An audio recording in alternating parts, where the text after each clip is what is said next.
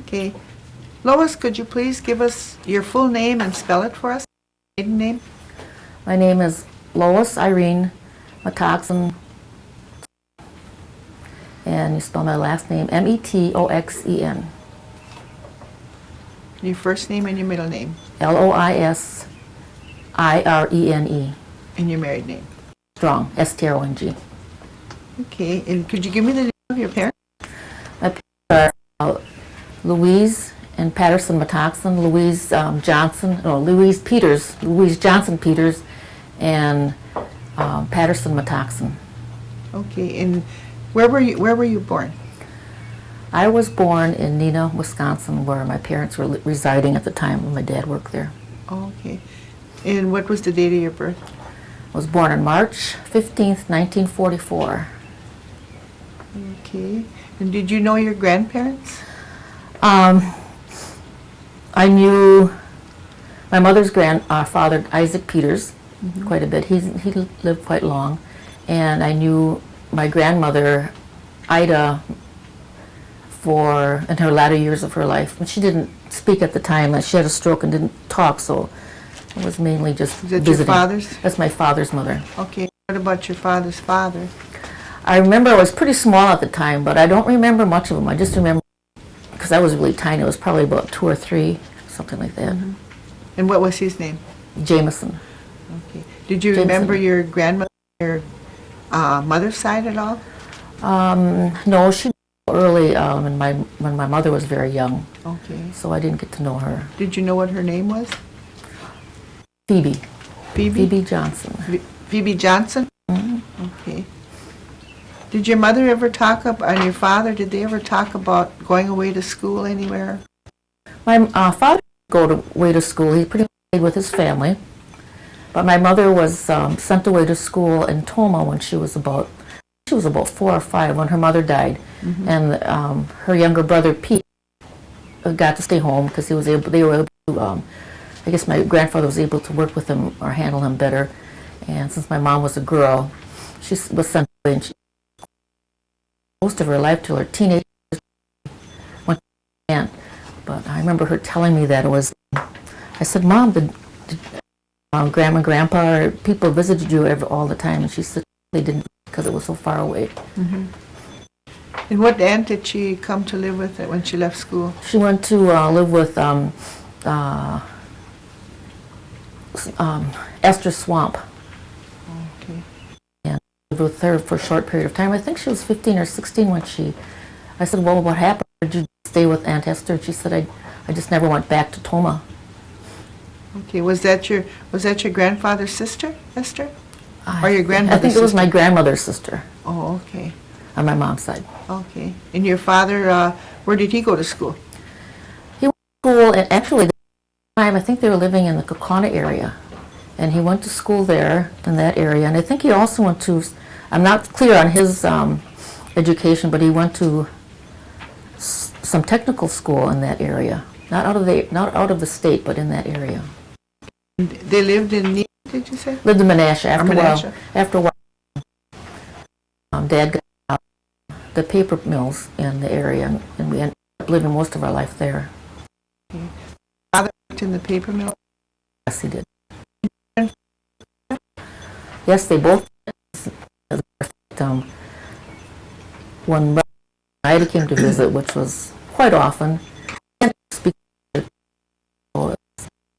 but it was odd or anything. It's just that I might a little bit in this. I never maintain a lot of that knowledge. I'm on grandfather taco night too? It was mainly I noticed from my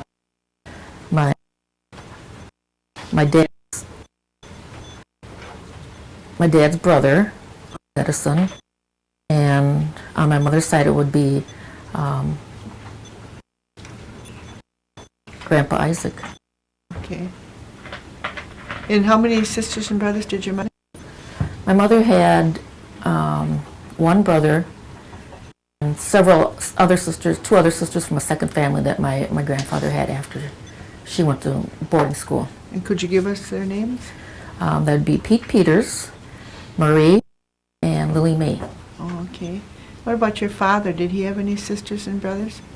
He had brothers and 3 sisters. There was Freddie and Skinner and Metoxen, Irene Metoxen, Eva Metoxen, and Lena Metoxen.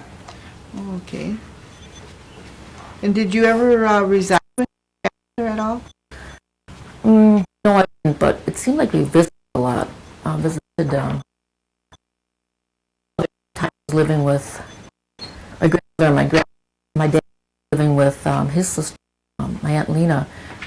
My sister Norma, about a year old, would visit her and stay there for about a week. Grandfather, and remember what kind of... No, I don't. I just remember it's the big guy.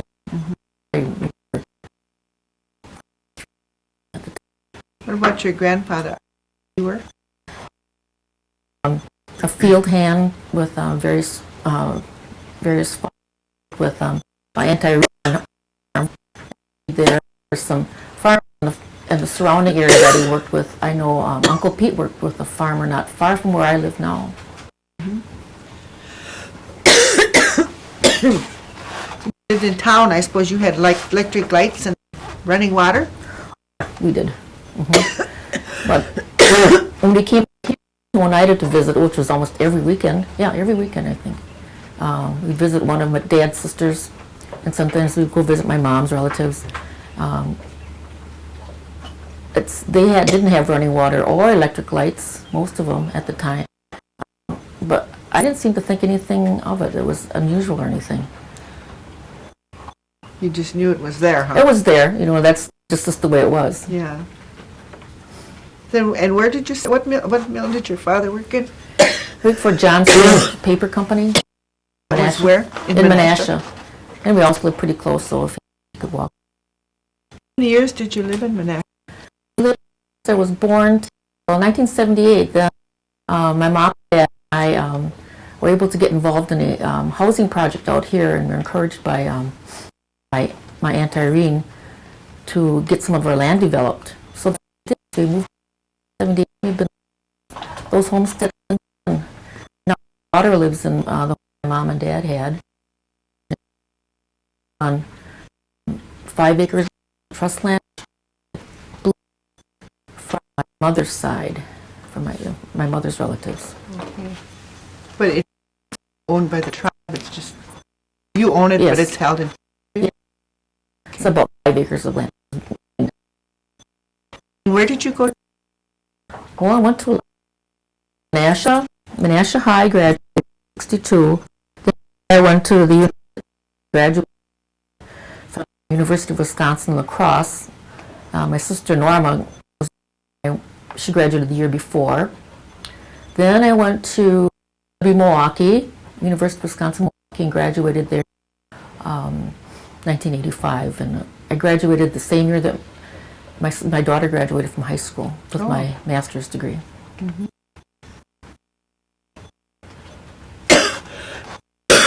Excuse me. Can you break those? Up your school? Where you went to school, and what did you do from there when you went to school? When I first graduated from UW La Crosse, I worked as a student in the Oshkosh area. That for about 7 years, and I believe about that time then came out to move to Oneida. And once I moved to Oneida, I started working in the education system again. Worked in Freedom, did work at Hart. They had summer schools there, and pretty much stayed in the social work field. And then when I decided to graduate social work, because I was raising my time, so I ended up getting a job and was at the enterprise, and I continued until I graduated, and then so I stayed in that 1990. I'm looking for a different direction because I know I'll be working in my retirement years. Did Did your mother ever use any kind of herbs? It seemed like that's all we used at home for any kind of medicines. I don't recall ever having to take anything besides outside of an aspirin. Very little medication. When we had a toothache, there was something that she mixed up and something she applied to the teeth. And if we had a cut or a sore or something, when we come out at night, she'd have my dad along the road and supply herbs and etc. At home, although she didn't really teach me how to use them. And she had teas and salves, and my grandpa was quite knowledgeable in that area too. So she would ask him, what he could do for him. It was time we caught up on that stuff. Take you to doctor. I went to the doctors. It seemed like when Mom seemed to know when it was real serious. I remember when my finger, and she said,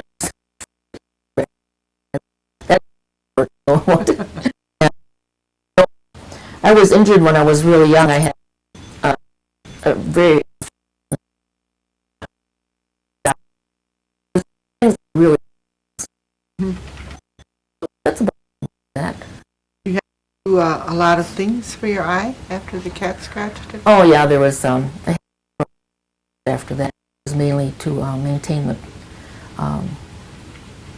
so that I would have eyesight in my left eye, and I could maintain whatever I had in my right eye, which is now very limited. Mm-hmm.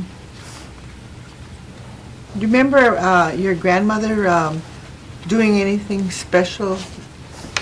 Did she have any kind of a hobby, or did she do any kind of craft work of any kind?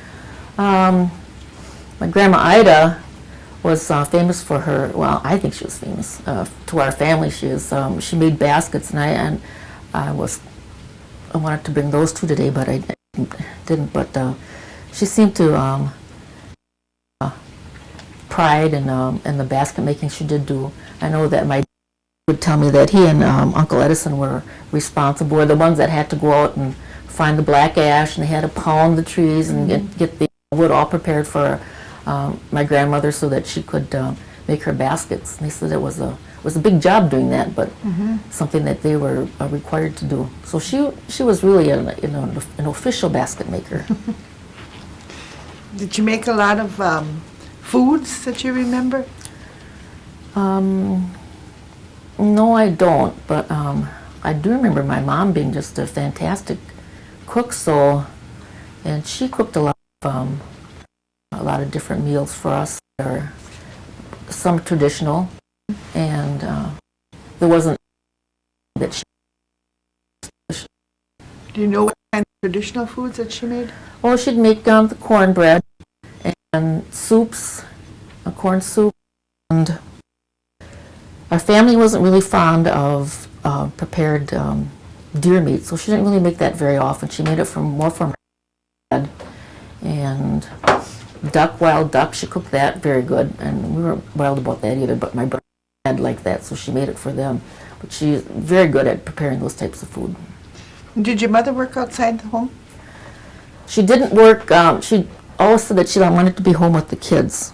So when we got to school, she would work during the day when we were in school, but she wanted to be at home.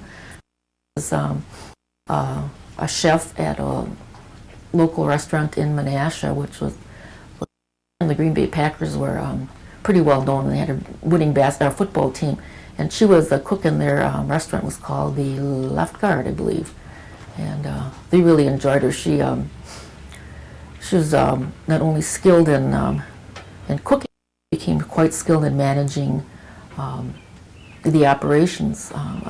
At the time, when I look back at it, I think she did an excellent job on the limited education she had. She was able to. She became the head orderer of all the foods. She purchased food, so she knew what amounts to buy and how long to keep it. So I'm quite proud of her when I look back on what she accomplished. It was owned by I think Max McGee had an ownership and several other of the Green Bay Packers. So it's kind of like a, Mm-hmm. okay, a corporation. Right? Do you have any brothers and sisters? I have two sisters and one brother. My kind of like two sets of families and age groups anyway. I have my older sister Ramona and my brother Patrick, and they were teenagers when my sister Norma and I were born.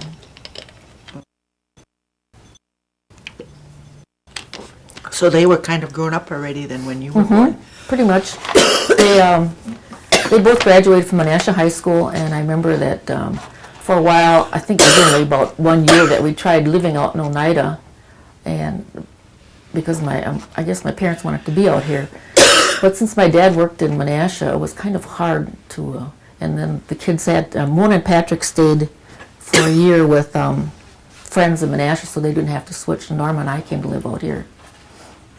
And you moved back to Menasha? We moved back there. Then we moved back here again in '78. Yeah. But by that time you were all grown? Yes. Okay. Do you remember holidays when you were growing up? The holidays were pretty normal. No, I don't. We all seem to always be together as a family, and we always our friends and family were always the extended family. And visit all of my dad's and his brothers, and then we went to see people on my mother's side. So that it's like having the extended around all the time. But I do remember having around it was New Year's Day. My mom always made donuts and powdered donuts, and she had in town, but out here we did it several times. And but my mom upheld that tradition. You came out here to go Hoyani? Mm-hmm. Okay. Good loud stuff? We didn't go for very far. We just went to a couple places, just so we kind of get to experience it, I guess.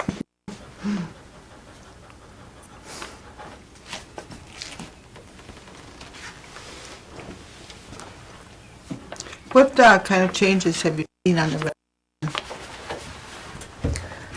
I've seen a number of changes in the area of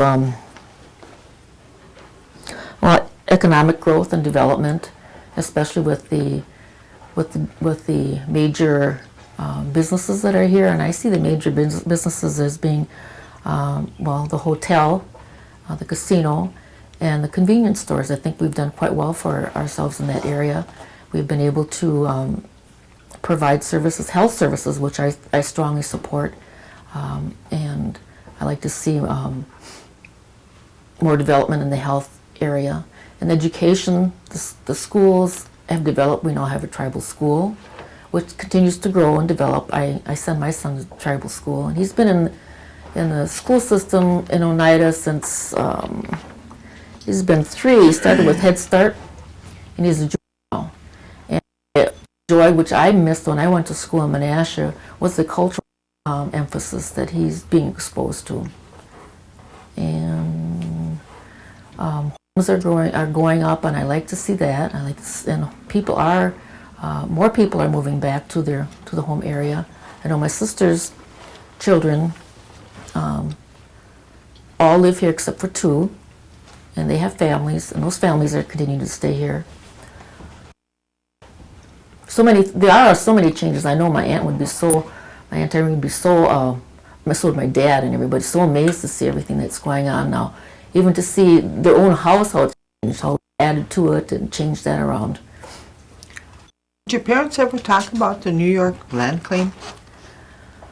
My dad was soft-spoken and quiet. He didn't talk about it too much, but my mom had mentioned it, that someday it would be settled, but not to count on it, is what she always said. Not to count it being settled in any near future. But I see that more as an issue. I know my son has talked about it in his years, and he strongly supports maintaining the land base in New York, which I found quite interesting that he's knowledgeable about that. Since he goes to the tribal school or has gone there most of his school years, has he learned the language? He doesn't really speak the language with me, and I don't know as he does too much with his other grandmother, Vera Wilson, because she's one of the few Oneida speakers left too. But I know my mom and Jameson would speak the language, and he would do a prayer with her when they ate. And he spent his growing up years with her when I worked pretty much since he was born, and he and she have developed, or he developed some real strong values from her, which I think are some traditional Oneida value systems. How many children do you have? I have 2 children, a daughter who's in her 30s, and my son who's a junior, or he's 17. And what are their names? My daughter's name is Kristen Lane, and my son's name is Jameson John. He's named after his 2 grandfathers. Oh, okay. Great-grandfather. Great-grandfather, sorry. Okay, let's see where we go from here. Are you doing any kind of special crafts? Yes, I am. I'm doing, I just started this within the last 2 years. 2.5 years I've been doing basket making. And my sister Norma started this earlier. She, since she was in the education system, school system, she had her summers free, so she was able to pick up the skill earlier than I. And now that I'm not heavily involved in work, she asked if I'd like to learn, so I said sure. So my older sister Ramona, who's 73, she and I and a couple of Mona's daughters decided we wanted to learn. So Norma's been teaching us about once a week. We try to get to her house and we sit around and make baskets, and actually I think we're getting pretty good. We're able to design our own. The only Can thing you show us some of your baskets? I have to tell you that because I guess some of the barriers to making baskets is doing it in the traditional method. Pounding ash is something we didn't have access to, or we just didn't take the time to learn that. So we purchased our materials commercially, and you can buy black ash in the commercial market too, but it's extremely expensive. So we've gone with other types of wood. And sure, I'll show you. This is one of the first ones I made, and these all are inspired off Indian baskets that we've seen. Own touches like those aren't usually included in it. This is I don't know if this is more typical Winnebago or if it's typical Oneida. I'm not really sure, but we've just, in the baskets that we have around the house, my sister Norma's become so accomplished that we just know what size splints we have to use, and what kind of weavers we have to come out the size basket we want. And this is another basket, and we also purchased our handles too. This is another one we made. She got us started on doing different techniques so that we would be able to make any kind of basket we wanted. And this one has the closed bottom with a reed, and it's actually these designs and the techniques are quite simple. Once you've mastered them, they are easy to switch over to different baskets. And here's one that I am quite fond of. It has a swirl on the bottom, which we kind of added in on our own. Swirl on the bottom, and then outside has the design, with the here, and then I like these curly cues, so I've been adding to most baskets I've been making. And then when I had extra, we have smaller baskets, and I started adding sweetgrass as a filler in between and the top, and made the same kind of designs, only made it smaller. And this we have to make our own patterns for. And this is another real small one that I made. It's this on one basket I found that they had these handles, so I wanted to learn how to make the handles. So we practiced on these smaller baskets first. It's just a wrapped handle. If we don't have a carved handle, we can just make a wrapped handle And we learned how to do it's from cutting out to preparing the materials to finishing it off with the binding on the top. And I like putting sweetgrass in there, but that too is hard to come by and it's rather expensive. So we use what we can that fits within our budgets. Did you get any of the designs from your grandmother's baskets? Yes, we do. As a matter of fact, it's pretty much these like this kind of designs going around. But when you work with black ash, it's very thin. And you have to work with it very careful. So I'm really amazed at some of the things that can be done with the black ash. I'll go into black ash someday, but later when I'm more expert at it. Is it easier to do some designs with the black ash? Yes, it is. See, this particular thing should be done with black ash. This little designs in here. But I found it too. When I did stuff, because I'm used to working with this thicker and more stiffer wood, I'd find it would break easily. So I don't think I brought that along. I do have some with ash though. Oh, and here's another one. This is off a design from I had some Cherokee baskets that I purchased a while back, and then we just incorporated the design into here. And this is there, but a different kind of wood also. The Cherokees and theirs, but I find that it's I can't say they're purely traditional baskets, but they are inspired by traditional baskets. Very nice. Thanks. Thank you. Do you have any other hobbies that you have? Oh, lots of hobbies, but not traditional. I have done some. I started to do what is that beading where it's Raised beadwork on pouches. I've done several of those, and just some small pouches with a little design on top, and of course, then I do the knitting. I do lots of knitting, and that the more time, even when I'm not working full time right now, I find my time is just so filled with doing different activities, and I really do enjoy this basket making. And when we get together, we all catch up on each other's families, and I think that's pretty neat. And I just find the closeness really enlightening. I just like being close with my family. Okay. And are you working now? No, I'm not working now. Who do you think was the most influential person in your life? Well, I was very lucky to have a lot of influential people around me who are actually my family, my extended family.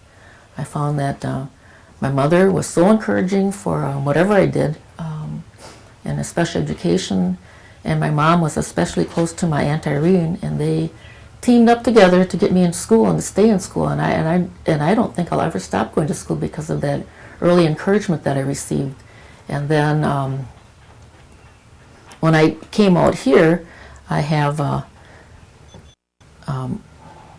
Lois Paulus, who influenced me. I remember being out here for several years, and she came to visit my mom, and she said, how long have you been out here now, Lois? And I said, about 5 years. She said, I think it's about time you start getting boards and commissions. So, I've been involved in boards and commissions ever since then. And I find that they, being active on that keeps me involved in the community and on major topic areas. I even served on the board with Lois. And then when I was working with when I did retail, I found that having Lois work as my as my assistant director along with me really helped make that shape that organization into a fine business enterprise. And I would say other close relatives. I remember my grandma. I think that's where my grandma Ida's where he got interested in basket making. And I had a lot of strong female mentors, I guess, and some of them are younger too. But most of them, my dad's relatives, my dad's sisters, and my family, my sister too.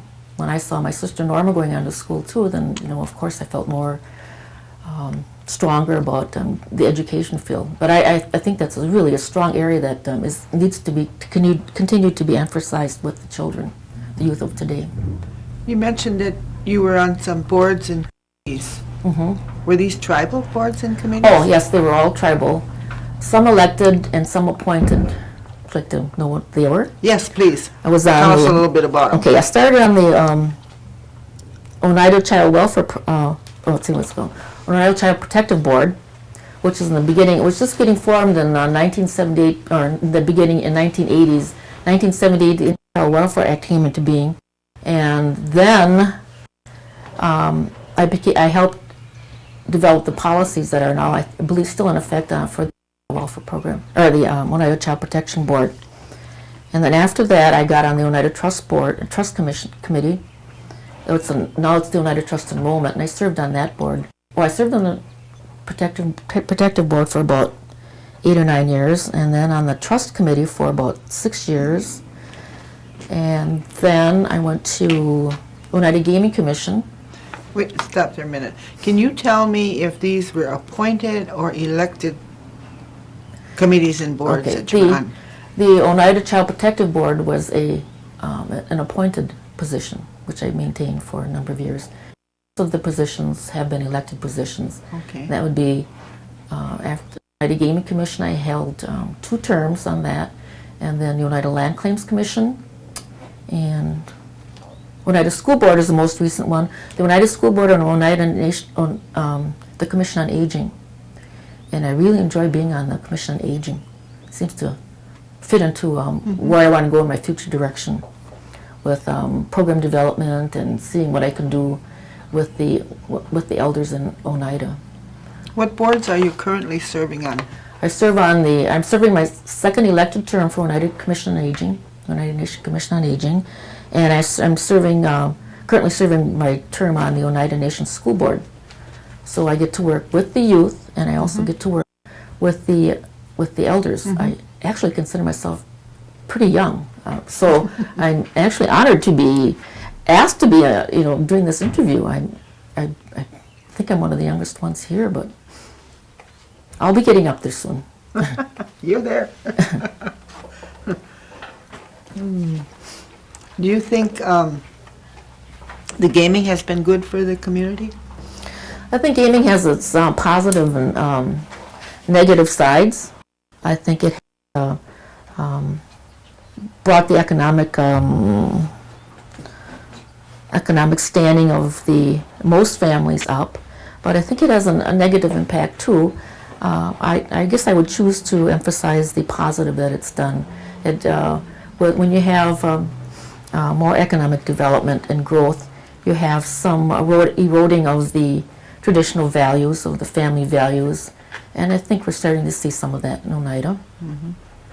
And you see that the children parents like to give children the focus, or I strongly believe that parents want to do the best for their children, but sometimes both parents are working full-time, and that opportunity to provide this direction isn't there.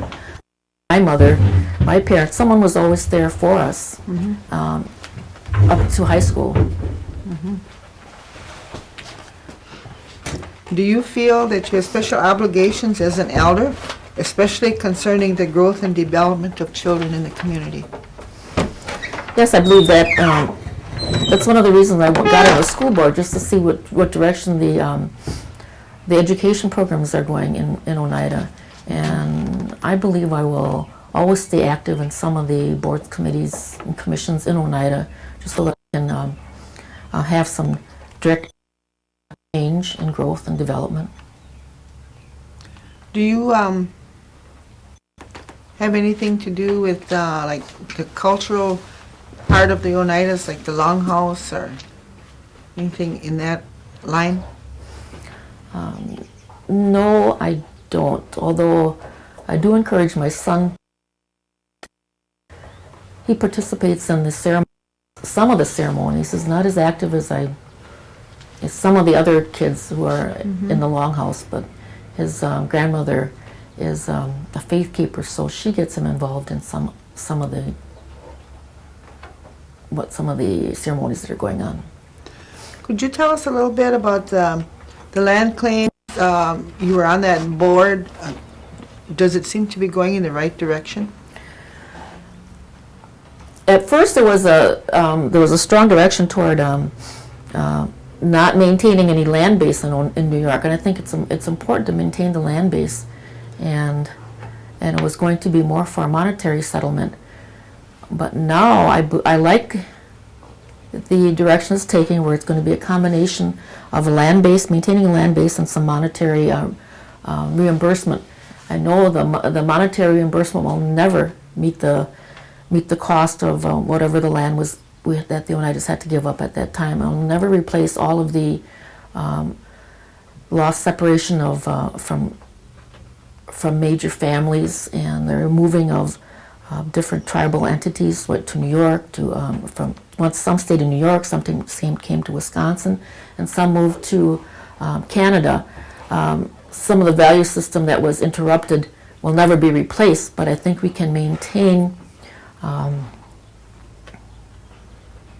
some part of that by maintaining this land base in New York. Outside of the boards and committees that you've served on for the Oneida tribe, have you had any other involvement with the tribal government? No, I'd say outside of attending general tribal council meetings in that way, I haven't served in any official capacity with the business committee. Oh, that might be something to think about later on. Okay. I think we've just about covered everything. The only thing I need to ask you is, what would you recommend to the youth of today? I think education is a very strong component of development, and it goes on from the day that you're born till the day that you die, and it can be in many, many areas. And I also like to maintain the values of considerations for the elders, and maintaining a life for them, for the older people, that will be convenient and sometimes desired. So my main emphasis would be education, and always remember the elders and take care of them. Okay. I want to thank you for us today, and we'll do the pictures now. Oh, the pictures. Yeah. Oh, okay. Go ahead. This is some pictures of my parents when I was in about 7th and 8th grade, and we lived in Menasha. I think my dad, as you can see, was quite a tall person. My mom was always seemed she was always the heaviest one of the women in her family. Now she can't say that. Well, she couldn't say that when she was in her later years, but I think they were very younger. And this is one of her school friends, and this is my mom when she later on, and let's see, when she's maybe in her 50s.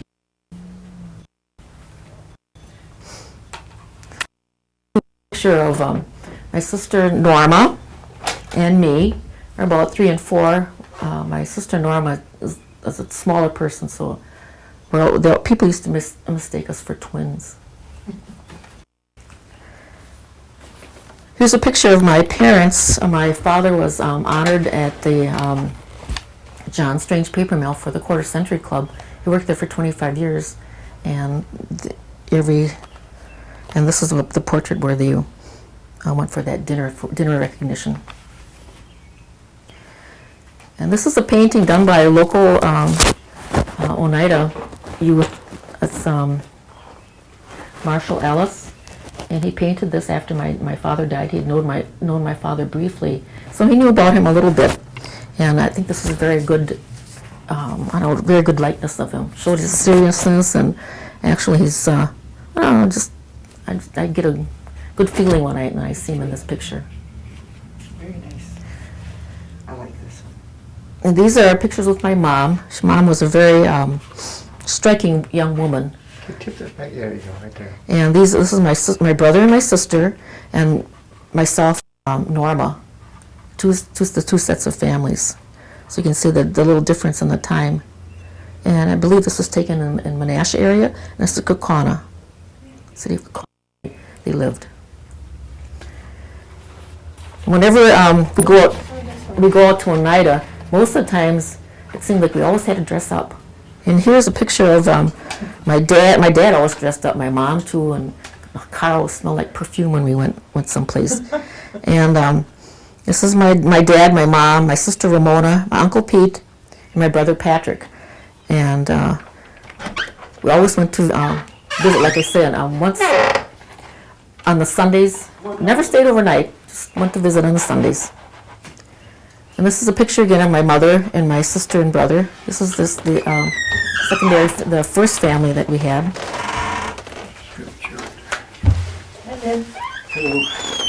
And this again is my dad. I always remember him as being dressing so nicely. And he is with his hat. We always wore a hat. Seemed to have a hat, lots of hats, and nice dress pants and shoes. Always shined his shoes up very nicely every week. And this is another picture about the same type of period with my mother and my dad. Again, both dressed very nice. Looked nice. Yeah.